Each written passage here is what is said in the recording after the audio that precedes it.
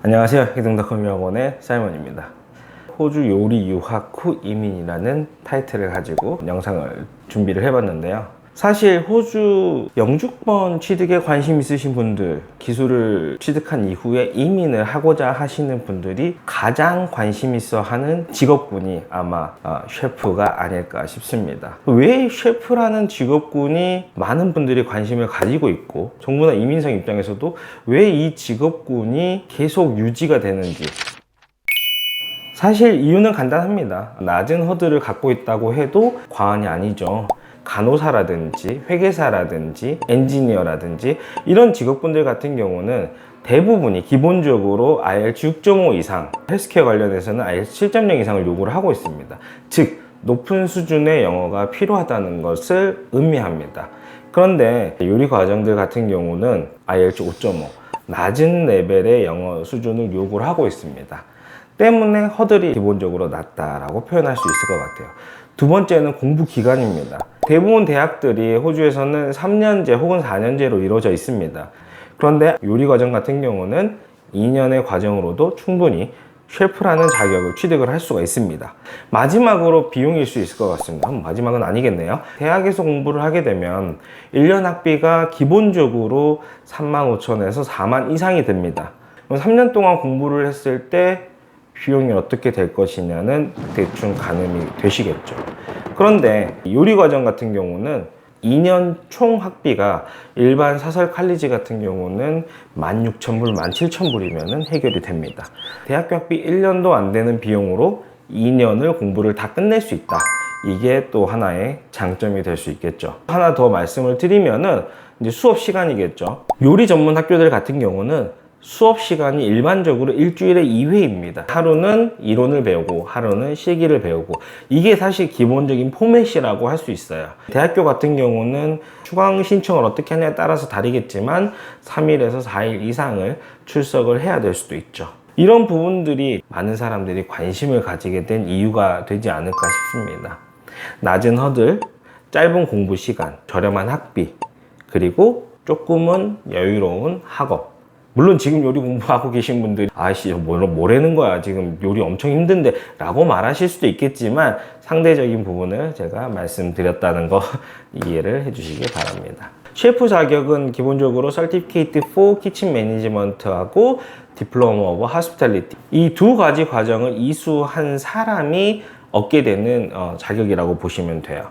이 두 과정은 2년으로 만들어져 있습니다. 요리 과정을 입학하기 위해서 필요한 거는 IELTS 5.5에 준하는 영어 레벨이겠죠. 이게 실제 영어 성적이 될 수도 있고, 아니면은 특정 어학원에서 이 사람은 IELTS 5.5에 준하는 영어 레벨을 가지고 있습니다라는 레터가 될 수도 있고, 아니면은 PT나 토플 같은 다른 영어 성적이 될 수도 있어요.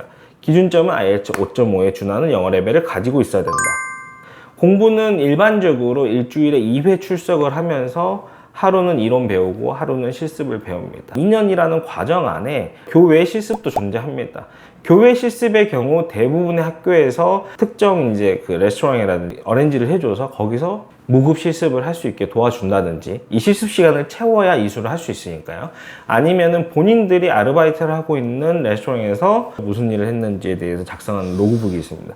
이런 것들을 제출을 해서 학교에 승인을 받아가지고, 이 사람은 이미 어떤 특정 레스토랑에서 실습을 했다, 여기 사인을 받아서 이수를 하게 되죠. 모든 코스를 완료하고 끝내게 되면은 셰프로서의 자격을 얻게 됩니다. 그렇다면 졸업한 이후의 상황은 어떻게 되느냐? 영주권 취득을 바로 할 수 있는 케이스는 드뭅니다. 왜냐하면 시간이 별로 없기 때문이죠.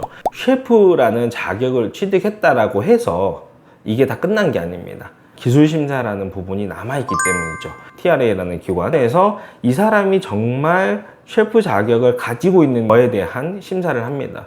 일단 기술심사를 받기 위해서는 1년의 시간이 필요합니다. 기술심사는 하루아침에 띡 해가지고 보는 시험이 아니에요. 4단계로 이루어져 있는데요. 가장 근본적으로 이 사람이 실제 셰프로 일을 하고 있는지를 보는 작업입니다. 졸업식 임시비자를 받아서 기간 안에 기술심사를 통과를 하셔야 됩니다. 기술심사를 통과하고 나면 진정한 셰프 자격을 취득하는 거고, 바로 독립기술이민에 들어갈 수가 있습니다. 제가 계속 말씀드리죠. 독립기술이민, 주정부 후원, 고용주 후원. 만약에 내가 독립기술이민을 통해서 기술이민을 하겠다, 반드시 기술심사를 받아야 됩니다. 주정부 후원 마찬가지입니다. 반드시 기술심사를 받아야 됩니다. 하지만 고용주 후원의 경우 다릅니다. 고용주 후원 같은 경우는 TRA에서 진행하는 이 기술심사라는 게 필수 조건이 아닙니다. 때문에 기술심사를 통과하지 않더라도 이 고용주 후원은 가능합니다. 왜 사람들이 요리, 유학 후 이민이라는 이 카테고리를 가장 많이 선택하느냐? 기술심사 없이 고용주 후원을 받을 수 있으니까. 독립기술 이민은 내 나이, 학력, 경력 이런 것들을 포인트를 따져서 상위 커트라인이 존재하는 시스템입니다. 때문에 만약 나보다 더 높은 점수를 갖고 있는 사람들이 신청을 했다면 나는 계속 그 커트라인에 들 수가 없는 상황이 되겠죠. 그래서 독립기술 이민이 조금은 어렵다라고 많이 표현을 합니다. 물론 상황에 따라 다르겠죠. 사람마다 다르겠죠. 하지만 일반적으로 그렇다는 것을 말씀을 드릴 수 있을 것 같아요. 그래서 독립기술 이민이 어려워. 두 번째, 주정부 후원. 마찬가지로 포인트 테스트를 통한 영주권 취득의 카테고리라고 볼 수 있습니다. 포인트 테스트를 또 받아서 점수하는데 위에서부터 달라. 좀 어렵네. 마지막 카테고리인 고용주 후원.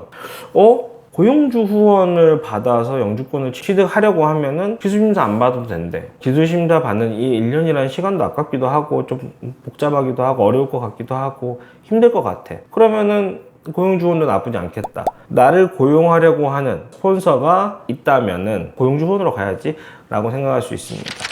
호주는 대부분 도시들이 관광도시가 많죠. 그렇기 때문에 요식업의 숫자가 상당히 많습니다. 예를 들면 자동차 정비소가 많겠습니까? 레스토랑이 많겠습니까? 나를 고용하겠다라고 하는 스폰서만 찾아가지고 고용주 후원 비자, TSS 비자를 받은 다음에 3년 일하면 나 영주권 딸 수 있는데? 이렇게 생각을 하시고 호주 요리 유학 후 이민을 결정하시는 분들도 많이 있죠. 지금 현재 요리 관련해가지고 이 셰프라는 직업군이 상당히 호주 전역으로 부족한 상태입니다. 2023년 2월 28일 발표한 노동조사에서도 셰프라는 직업군이 호주 전체 지역에서 얼마나 부족한지에 대해서도 확인할 수가 있는데 상위 20개 직업군 중에 6위에 위치를 하고 있죠. 그렇기 때문에 셰프라는 직업군이 호주 전역에 정말 많이 필요하고 앞으로 당분간은 계속 그럴 것이다 라는 게 데이터베이스로 확인이 되는 거죠. 그렇기 때문에 실제 지금 공부를 마친 학생분들 중에 고용주 후원 비자를 들어가신 분들도 생각보다 많습니다. 고용주 후원이라는 게 사실은 여러 가지 조건이 맞아야 이루어지는 부분이기 때문에 좀 어렵지 않을까요? 이런 얘기를 많이 처음에는 했었는데 워낙 지금 코비드 이후에 사람이 없다 보니까 많은 분들이 지금 현재 TSS 비자, 고용주 후원 비자로도 많이 진행을 하고 있어요. 저희가 이렇게 조사를 좀 해보면은 영주권으로 가는 이제 여러 가지 직업군들을 보면은 탑3 안에 요리가 항상 들어 있습니다. 그래서 셰프라는 직업군을 취득해서 독립기술 이민 하시는 분들도 있고, 고용주 후원 가시는 분들도 있고, 주정부 후원 가시는 분들도 있고, 인구 저밀도 지역에 주정부 후원 가시는 분들도 있고, 다양하게 비자 옵션을 가지고 진행을 할 수 있습니다. 요약을 좀 해드리면은 요리 유학 후 이민은 결국 셰프라는 직업을 갖는 것이다 라는 부분이 첫 번째입니다. 셰프라는 자격을 취득하기 위해서는 2년짜리 요리 과정을 공부를 해야 된다. 공부 기간 내에는 일반적으로 주 이틀 출석을 하면서 하루는 이론, 하루는 실기를 배우게 된다. 졸업 이후에는 졸업생 임시비자라는 비자를 신청해서 기술심사를 진행할 수 있다. 기술심사는 독립기술이민과 주정부 후원 같은 포인트 테스트를 베이스로 하고 있는 그런 영주권 카테고리를 위함이다. 고용주 후원이라는 카테고리를 타고 내가 영주권을 가겠다라고 하면은 이 기술심사는 필요가 없다. 기본적으로 4년짜리 임시비자를 받아서 그중 3년을 동일한 고용주 밑에서 일을 하게 되면은 ENS라는 영주권으로 가는 루트를 만들 수 있다. 여기까지가 이 영상의 정리라고 볼 수 있을 것 같습니다. 말을 좀 많이 했네요. 오늘 영상은 여기까지 정리가 된 것 같습니다. 다음에 또 다른 영상으로, 다른 직업군에 대한 영상으로 찾아뵙도록 하겠습니다. 감사합니다.